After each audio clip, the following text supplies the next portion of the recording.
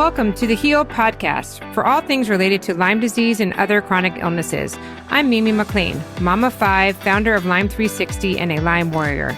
Tune in each week to hear from doctors, health practitioners, and experts to hear about their treatments, struggles, and triumphs to help you on your healing journey. I'm here to heal with you.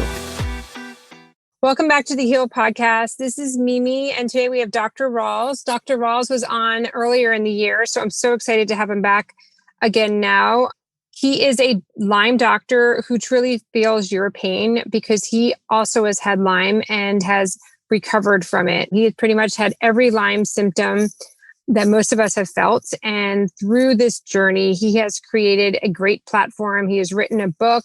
He's created supplements to help you recover as well and build up your immune system. It's all about building up your immune system. So I'm excited to have him on today to talk about the tricks and quick wins as you're waiting for your immune system to get better. Thank you, Dr. Rawls, so much for coming on today. I really appreciate your time. So excited today, obviously, is your second time coming on. And the first time we talked more about your protocol and your recovery and how you use the herbs to recover. And today I would love to focus on what we could do in the short term to help ourselves get to the point of feeling like you can get out of bed and having the symptoms decrease. Yeah, absolutely. There are, of course, lots of different things, and sometimes it's small things added up and small wins along the way that get you where you want to be. But those big ones, fatigue and sleep and pain, are the big symptoms that I think are affecting a lot of people. And on top of that, brain fog and everything else. And I have come to appreciate that it's, treating the symptoms. I mean, so much of our conventional medical system is focused on how do we get rid of those symptoms, because that's what everybody's trying to, that's what makes us miserable. So we focus on blocking the processes that define the symptoms. And that only goes so far. There are no drugs out there that will help with brain fog. There are no drugs out there that will help with fatigue, truly. I mean, you can artificially boost your system with caffeine, but you're kind of paying the piper. Sooner or later, it's going to catch up with you. And so we look for ways to work around that the best that we can. And I think it's important to recognize that when we have symptoms, it's a reflection of what's going on inside our body as far as how our cells are working. And if you have symptoms, your cells are struggling. They're stressed. All the cells in the body have to work together. So if you've got brain fog, it means you've got backed up garbage and junk and inflammation in your brain that's keeping those cells from working right. And if you have fatigue, it means that all the cells in your body, just their functions aren't coordinated and they're not getting the nutrients and all the things that they need to get that energy going. So we all want to get from that point A of feeling absolutely miserable to point B as fast as we can. So looking for those shortcuts can be difficult sometimes. But things that I found in my recovery, just giving your body time to catch up and keeping your adrenaline levels down, I think was really important for me. When I was really in the thick of this thing, I was still having to run a primary care office, and there were days that I could barely crawl in the back door. And you put on a smiling face and you go see patients because nobody wants to go see a sick doctor. So, you have to put on this facade that the community doesn't really know what's going on. And so you hide it. And that's so true of so many Lyme patients. To function, we are trying to put on this view that we're not sick sometimes. Or we don't look sick and people don't understand how we feel. So the more things that you can control in your life reduces anxiety. So I think that was a big thing. I ultimately stopped practicing obstetrics and gynecology to get rid of the night call and started my own practice so that I could control my work hours and what I had to do in life as far as those day-to-day responsibilities. Of course, that required a pretty significant income reduction at a time in life where that wasn't ideal, but you work around it. So stress doesn't go away, but you still try to figure out as much as you can. But I can control my hours. So I allowed myself time at lunch that I would do a meditation, or if I felt good enough, I'd go for a walk. Just that time to neutralize those stress hormones and get ready for the afternoon. So I would try to buffer things in my life, making my world small. So I really cut out any kind of media or anything that didn't really affect me, my wellness, my recovery, which sometimes means, you have to let go of social interactions and that sort of thing. Right now, in this COVID time, one side of it is we don't have those connections, but the other side of it is you're recovering from a chronic illness. For a change, you get to kind of push all of that away and push a lot of those obligations away and just focus on you, which is really good. No, it's true. There's not much difference from COVID for people who've been battling, chronic Lyme. My life has been pretty similar during COVID as it was pre-COVID, right. As far as just not going out, right? Or just canceling plans or not having a social life. It's been the same pretty much for me.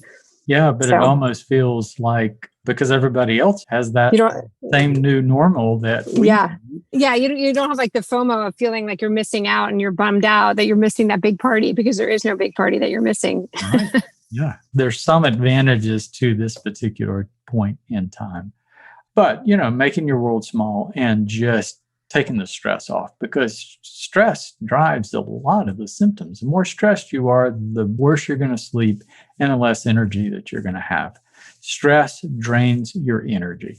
So I would take every opportunity to learn how to just boost my energy levels whenever I could, however I could. Anytime that I could get away and just do a meditation or a nap or what I call the full body relaxation, that I just kind of let all the stress roll out, that would energize me for a little while, feel a little better. Wouldn't last that long, but yeah, it helped. It helped. So is there a particular practice, like is there a breath work or particular, there's DSNR, I think it's called, or there's other different modalities. Is there any one that you subscribe to? Oh, I tried it all. I did a little bit of everything. Yeah, I think different things work for different people. Your classic meditation, sitting in a lotus position, because my body is pretty tight, that was uncomfortable. So, just lying down or sitting in a comfortable chair worked better for me. And I think it's anything just to kind of let things go. I tried various things. There are new monitors, brainwave devices where you can monitor your EEG output and it will give you feedback in the form of music or sounds to tell you when you're relaxed. I remember one that I did when you were relaxed, it would have calm chirping birds, relaxed sounds. And when your brainwaves were excited, it would start thundering and lightning and all this kind of stuff. So you kept wanting to find that calm. So that was interesting. But they were all tools. And I got to the point that I could do it much more spontaneously, even in a busy place like an airport or something like that. So conserving energy, giving your body time to repair itself. Symptoms occur because cells are stressed. And when cells are stressed, they don't have the ability, they don't have the resources to repair internal damage. So, think about your cell as a little machine, and your body is made of several trillion machines of about 200 different types doing all the jobs in your body. And that machine generates wear and tear. And what healing is the ability of cells to self-repair more than any other thing. Now, the immune system plays a role and everything else plays a role in helping cells get everything they need, but healing is self-repair. So the more you're pushing your cells, the less they're going to be able to repair. So the more opportunities you can give your cells to repair with downtime and good sleep and all of those things, the more head start they can give. So cells do more repair at night than any other time. It's kind of an alternative way to think about these things. But yeah, we want to nourish ourselves well. Really important to do that. We want to reduce the toxin load of our cells. We want to do all of these things that help our cells get healthy and create an environment for healthy cells. And as we do, when they are able to repair, when healing takes place, symptoms are going to go down. And they may go down transiently because we get hit with stress factors continually, including these microbes that are trying to invade our body.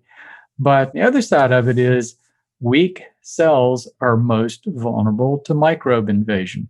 So if your cells are healthy, if you're taking good care of your cells, they're much less apt to be invaded by microbes, which helps your immune system do a better job.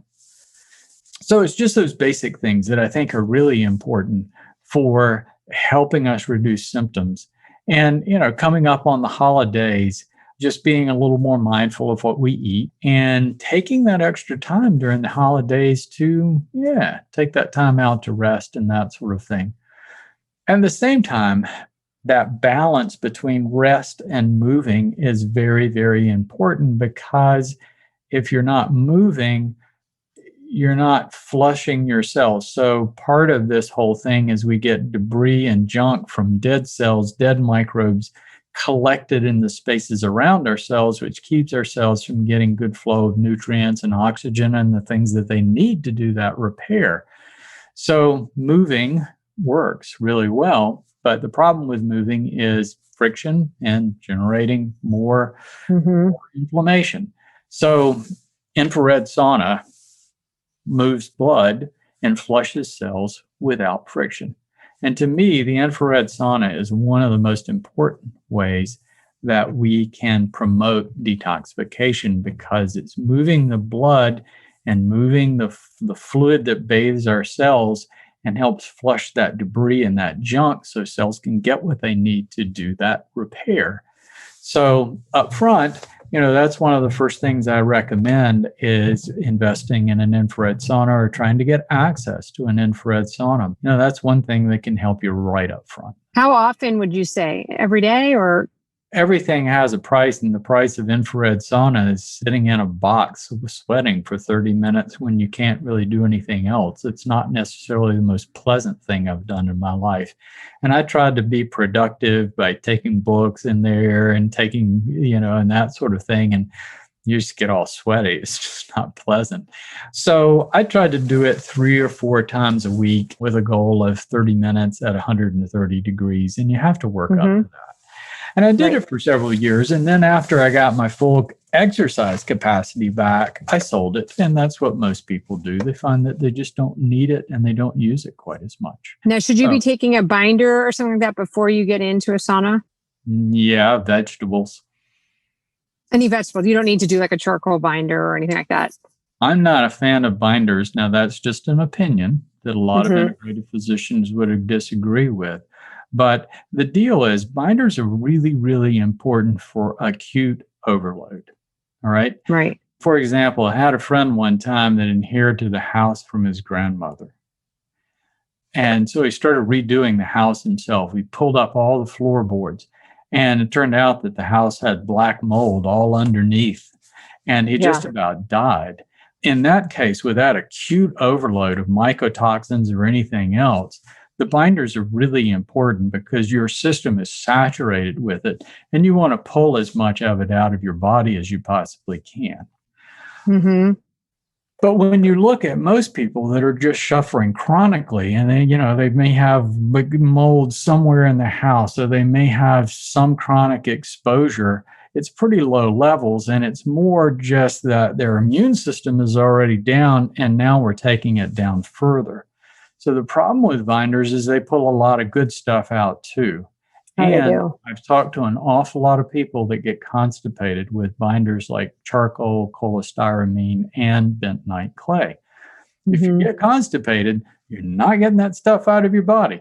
So I think there's a place for them, but personally, I like a slower approach of just doing these things consistently, eating a good vegetable diet, chlorella possibly, and just gradually pull these things out in a more natural fashion than trying to do it aggressively and abruptly. Right, right. So, it's interesting. The last, even though I've been in this process now for 5.5 years, I think you can only hear so much at some point, and then you're able to hear more or kind of take it all in and process it. And my revelation in the past 4 months, which is like, I don't know why it took me so long to realize this, but like my aha moment was it comes down to water, like drinking water. And like, I was never drinking enough, even though I was drinking my 8 glasses, it still wasn't enough. Like that's so important. And like you said, the food, I just cut out dairy, which people have been telling me to do forever. And I didn't. And really now, like super strict about the gluten. Like before I would cheat here and there, but now I just don't cheat. But like, I think for people who are struggling, like, really, really getting control of your eating and not letting yourself even slip like once a week until you're a point where you're better. When you don't feel well, the first thing you want to do is eat your comfort food, or you want to have like that cup of coffee that you like, what makes you feel like, comforted, but you can't do it. Yeah, but you do get used to comfort foods. It is a bit of psychology. There's no doubt about it. Now, my comfort food, an example of a comfort food that I would go to, like just I wanted something that, especially, and it varies in the different seasons, but I want something that just feels good, that I know I'm nourishing my cells. Steamed vegetables with a little bit of curry and maybe some coconut milk just to add some flavor on top of rice and spices and seasonings, and often not even meat. And that's very comforting to me. So but most people should be like at this point, gluten-free, dairy-free. I think you get used to it. But you mentioned water. There's 4 things that cells need. They need water, pure water. They need oxygen. They need specific nutrients that's not loaded with carbohydrates and fat. And they need to have the flow to carry any metabolic waste away. That's what keeps a cell healthy. So when we talk about water, if you're just drinking a lot of water and your vascular system is full of water, you just pee it out. But if you eat a lot of vegetables, especially if they're steamed and not overcooked, the perfect nutrition for cells is other cells. So when you look at food, the more your food is removed from that natural source, and all food comes from living things. We don't think about this very often. You hear about the synthesized plant burgers that they synthesize in a lab. They're still using soybeans or pea protein or something to make that. All food comes from living things. So the closer that food is to the natural source, the living cells. So living cells have all the nutrients that other living cells need. So broccoli or a piece of salmon, those things have living cells. They're also full of water. That stick of broccoli is 70% water. But instead of it just draining through your system, unless you cook it to death, when you eat that water is slowly released in your system as you digest it. So you get a lot of water from a high vegetable diet. The other thing about water is using alkalized water. I found that was a shortcut that I did that made a huge difference in how I felt, that really, really, noticeable difference within a week. Wow. So when we talk about inflammation is an overzealous response of the immune system to clear up debris and microbes and free radicals. And the immune system cells use acid and potent free radicals to kill microbes and break down debris. So those are, acid is electron deficient water. Free radicals are electron deficient molecules, and they break down things by pulling electrons off of other things. So looking at it from that point of view, inflammation from an electrochemical point of view is an electron deficient state. So when we drink alkalized water of a pH of 9 or 10, basically what we're doing is contributing electrons to an electron deficient state in our body that we're inflamed. And I could really tell a difference right up front. So now I get it in big jugs, and you can go to Whole Foods or other health food stores and they have a tap, and you just get water that's a pH of 9 or 10. That's one thing that I noticed a difference in immediately. That's a little shortcut you can take. That's good. To reduce symptoms. Do you also take like superfoods, the powder at all? I've tried various kinds of things, and I can't say that I truly enjoy them. Yeah. So I never just developed a habit of doing it. I try to eat the real vegetables, because the other thing about those powders, we do the powdered supplements and everything else to get as much phytochemistry as we can. But I think the water factor, I call it biological water. If you're getting water from inside cells in your natural food, then that's hydrating the digestive process. Think about it. You go in for a burger and fries. That stuff doesn't have any water in it. The bread is dry. The meat has fat, but it doesn't have much water. You might get a little water from the lettuce and tomato of the little bit that they put on there. And the French fries have had all the water boiled out of them when they cook them. So you're eating that, and basically, so you've got this lump of dehydrated food that's sitting in your stomach, and your stomach needs liquid. So we get really thirsty when we eat that, right? So what do? Well, we pour in a 20-ounce cup of ice cold sugar-filled Coke or whatever. And that ice stops the digestive process cold. So it's no wonder that so many people have so many digestive problems from eating fast food. Do you ever put minerals in your water?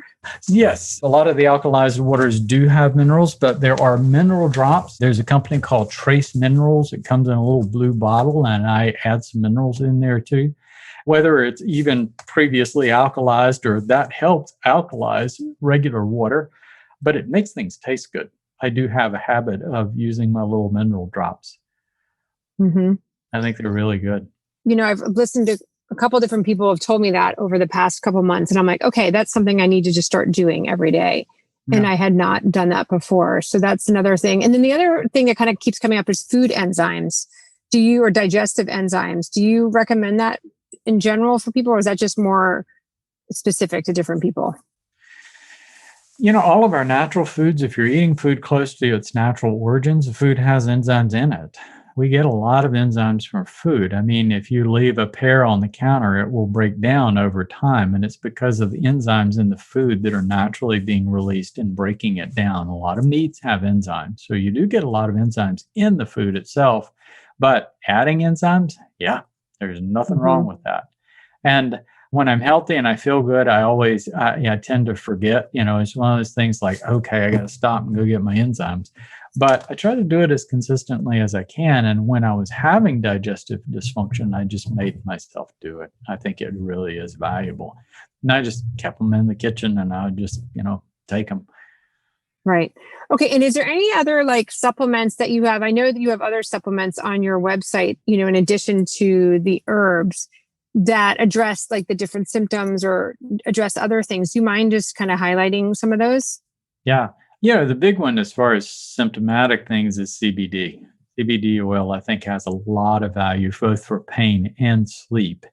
And what we're doing with CBD is we're affecting a system called the endocannabinoid system, which is basically a regulatory or a fine-tuning system. So it's indirectly affecting the balance of endorphins, mood hormones, sleep hormones, immune functions. It's basically touching everything in the body, but it's indirect. And I think that's important. So, it's not going to be as potent for pain as taking a narcotic or taking a sleeping pill or something like that. Nature, when we look at the things that stop symptoms like pain, just not being able to get to sleep, nature doesn't really make anything potent enough to take care of those problems because all those things are potentially poisons.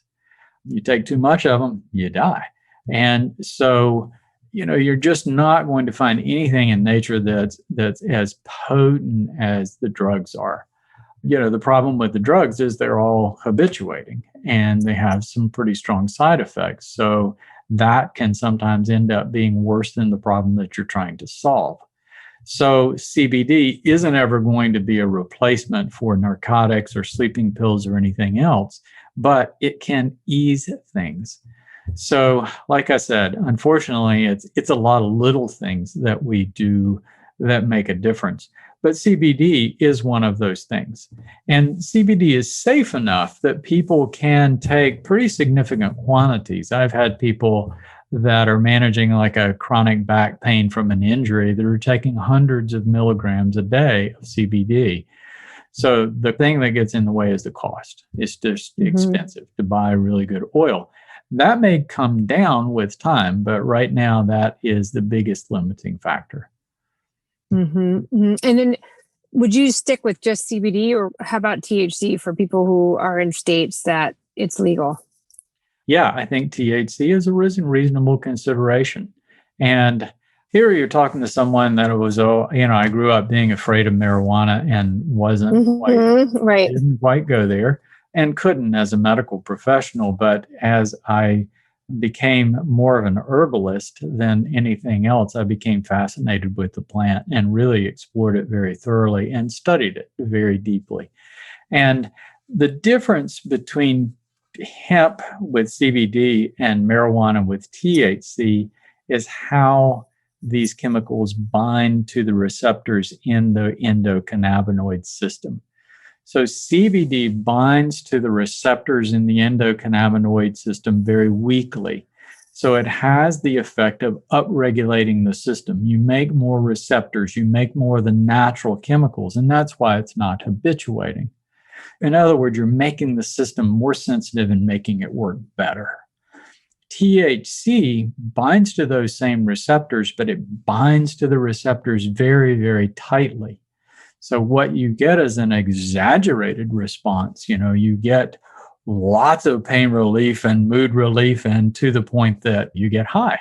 The downside of that is it downregulates the system. You make fewer receptors and fewer of the natural internal chemicals, so you become dependent on the THC. But you can do a dance where you can keep it safe. And what I encourage people to do is use the CBD on a regular basis as they need it, even every day if they need it. But then use the THC in more to solve a problem, like a bad night that you just know you're not going to sleep, or a bad episode of pain, or that sort of thing. Yeah. Have you heard that the THC causes your immune system to suppress? I was talking to a friend who has a cancer company, and he was coming up with this new cancer drug, and he was doing research, and he's had this amazing results. And then he found that 20% of the patients weren't getting the results, and they couldn't figure out why. And they figured out the 20% of the people that were taking his cancer drug were actually on THC. And he said it's because when you're on THC, your immune system gets so suppressed and so low, it wasn't even able to react to his cancer medication. After I heard that, I was like, well, I'm not taking that anymore, because I don't need my immune system more suppressed than it is right now, especially with COVID.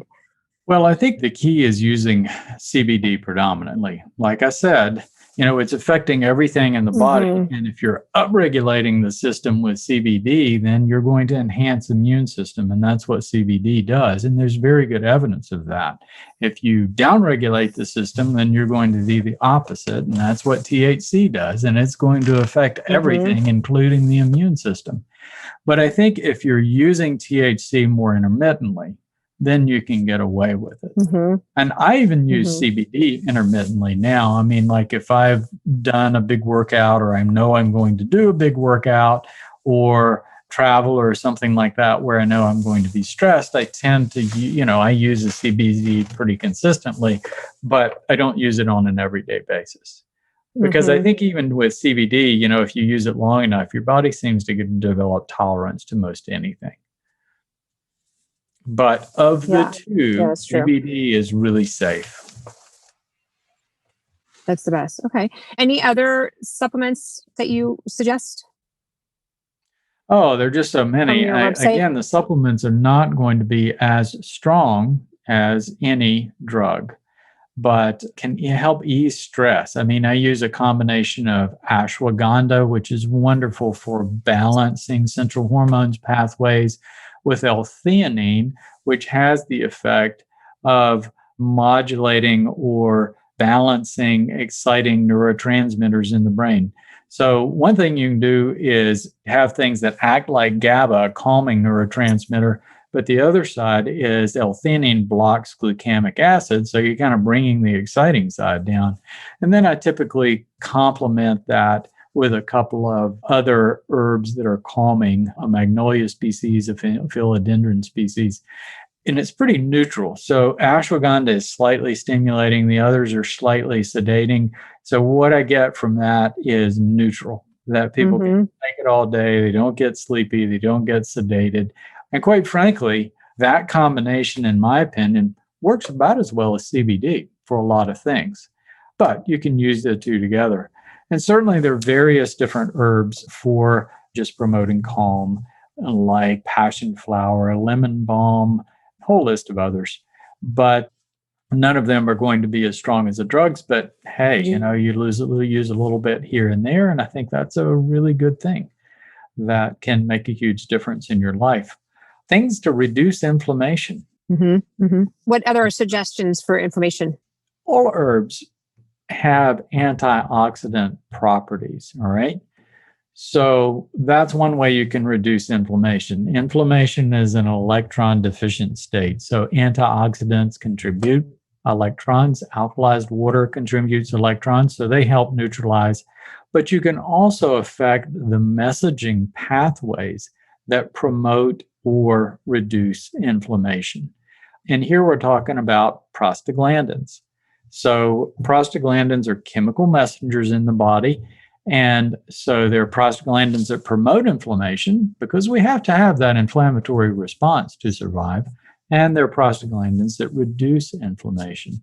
So your classic ibuprofen blocks one of the pathways to form inflammatory prostaglandins called COX-2. It's an enzyme. So we're artificially blocking COX-2. Turmeric blocks formation of COX-2. So it doesn't block the COX-2 directly, but it blocks the formation of it. So it doesn't work as rapidly as ibuprofen, but if you're taking turmeric every day, you're reducing formation of that enzyme. The advantage of that is ibuprofen also blocks something called COX-1, which we need to protect our heart and protect our stomach from acid.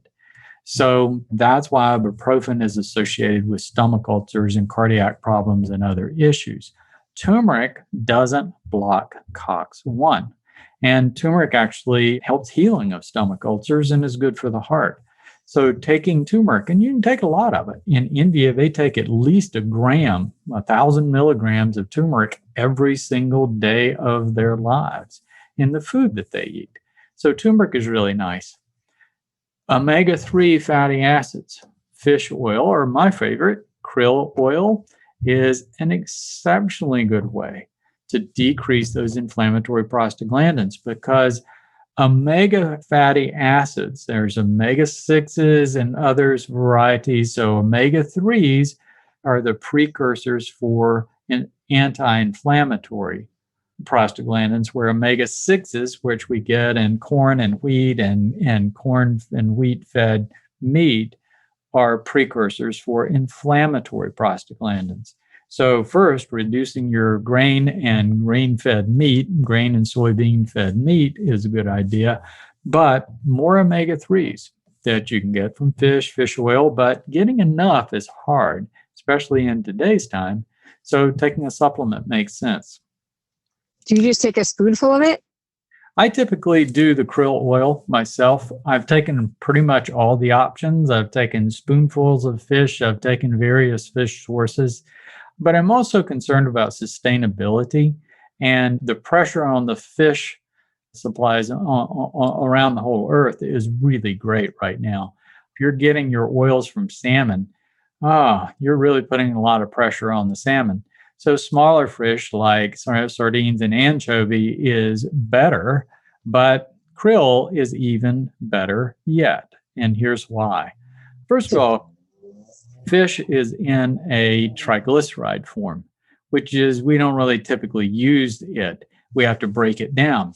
Krill is in a phospholipid form. So the phospholipids are a couple of fat molecules on a phosphorus molecule, and that's what we use in our cell membrane. So it's automatically incorporated into all the cell membranes in the body and very easily absorbed, which is a really good thing. But krill also is a source of astaxanthin, one of the most potent antioxidants on Earth, and that's the pink color in krill. But beyond that, krill is really important because it's sustainable. There's one major company called Aker Marine that does all the fishing of the krill, and it mostly comes from the Antarctic.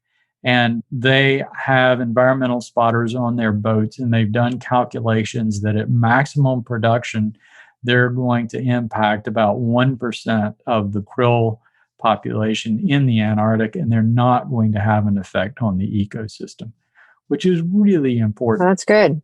So you literally take a tablespoon of that? I take 3 to 6 capsules a day, but because it's in the phospholipid form, it's better absorbed than fish. So about 2/3 as much krill oil is equal to the full amount of a fish oil. You just don't need as much. Oh, that's interesting. I have trouble finding what to do for breakfast. What do you do for breakfast? I feel like lunch and dinner, like vegetables, I'm good with that, green juices. And what do you do for breakfast? Various kinds of things. But first of all, I really enjoy food, and I look at what I eat now and what I ate 20 years ago and what I thought I liked. Every day I sit down and I look at my wife and go, man, do we eat well? Food is so enjoyable. We are so fortunate. But every meal I look for an opportunity to get as much nourishment for myself in. So warmer months, typically, I have a smoothie most days. And I do frozen blueberries, sometimes a little piece of frozen banana to add a little bit of sweet. But I'll put spinach and butternut squash in there just to add, to get some of that vegetable component. You can get butternut squash that's frozen with little cubes, and typically flax milk or some other milk like almond milk. But there's a nice opportunity to add some really good stuff. So I'll typically put a scoop of collagen in there, and I'll put a heaping scoop of a mushroom powder. The mushrooms are especially good because they're not bitter. They have a nice flavor. So reishi mushroom, cordyceps mushroom, chaga mushroom, lion's mane are the primary ones, and you get bags of organic mushroom powder. I dump a big bag of that in. I put some flaxseed in there, some flaxseed meal, because that's a great source of omega-3s and keeps me regular. It's really nice for that. And sometimes just maybe a little agave nectar. But here's some things you can do to make it even better. The chaga mushroom especially has a little bit of a chocolatey taste. Put a teaspoon of just cocoa powder in there. That's really good. And then if you want to make it even better, a little bit of almond butter, or in my case, I'm more sensitive to almonds. You can put some tahini, which is just ground sesame seeds in there, which are really good for omega-3s also. Mix all that together. That's a pretty good way to start your day. Other things, just for variety, I'm always looking for those ways to get vegetables in my meals. So sometimes eggs. I'll do an egg, but instead of bacon and toast, I will saute with that salad greens with some pesto and sometimes some chunks of sweet potato, especially if I've got leftover sweet potato, maybe some slices of tomato, fresh tomato in there, and throw a little bit of Parmesan cheese on there. That's a nice breakfast. It is really good. You do have dairy. You let yourself have dairy. It's a matter of what you can eat and can't eat. And I think that everybody has to go through that we are all different. And I had pretty severe leaky gut. 75% of the foods that I was eating, I was sensitive to. And dairy started causing me gas. So I became lactose intolerant. And so I switched to soy milk. And within 6 months, I was badly sensitive to soy. So then it was almond milk and then coconut milk. And I would become sensitive to each one of them. Now I can go back and I can have some of those things occasionally. But if I do them every day, I'm in trouble. I have found that the thing, though, that I can do consistently is lactose-free milk. And I try to stay away from processed food products, but there's a new way to get milk that they're filtering out the lactose and all the carbohydrates. So it's got about 50% less carbohydrate in it. And I use that along with flax milk. So the flax milk doesn't taste quite as good. So I'll put like half flax and some of that filtered milk in there that doesn't have the lactose. And I tolerate that very well. But sometimes to mix it up, sometimes I will do almond milk or some other milks too. Well, this has been amazing. I really appreciate it. I definitely got some tips, and I know others will enjoy this as well. Is there anything else that we haven't covered that you think we should be covering or we forgot? Well, I think we've covered a lot of little things.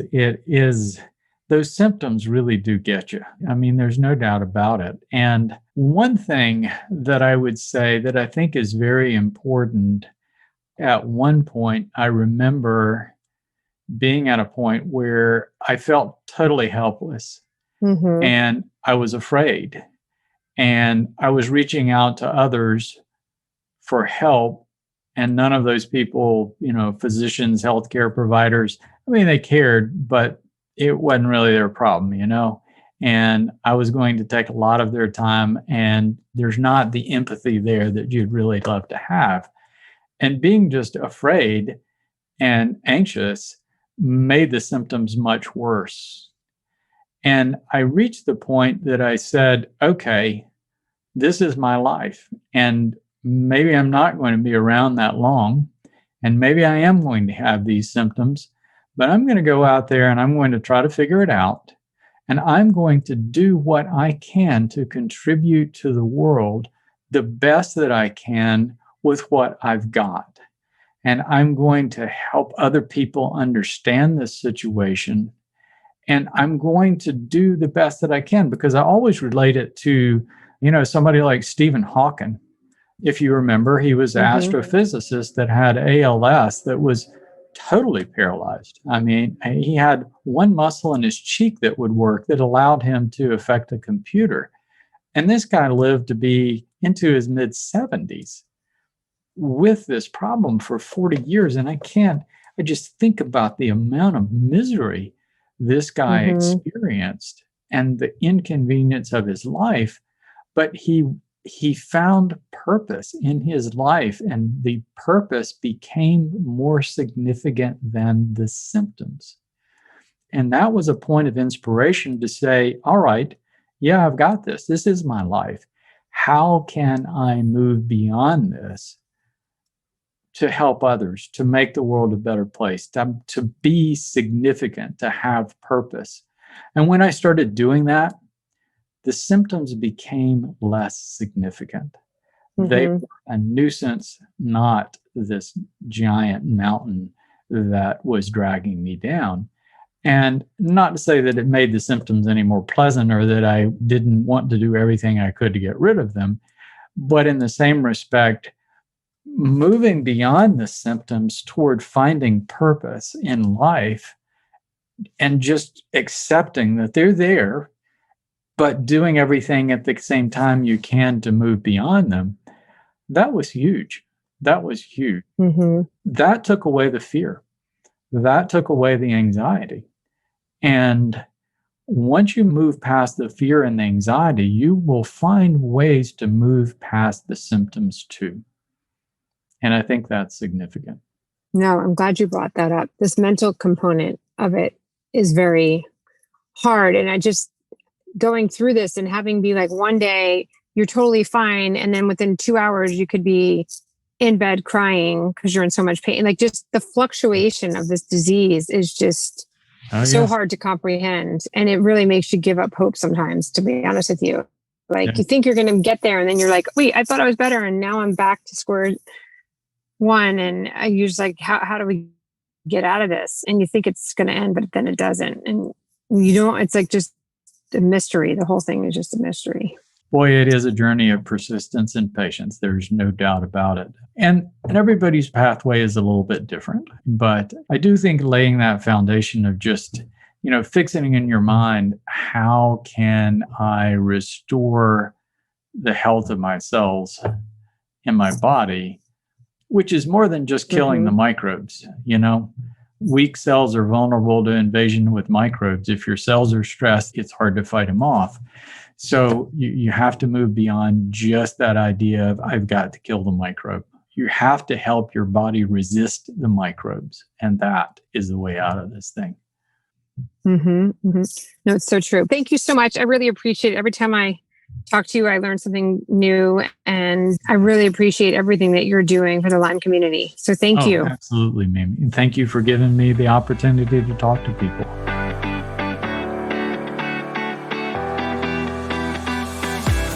Each week, I will bring you different voices from the wellness community so that they can share how they help their clients heal. You will come away with tips and strategies to help you get your life back. Thank you so much for coming on, and I'm so happy you are here.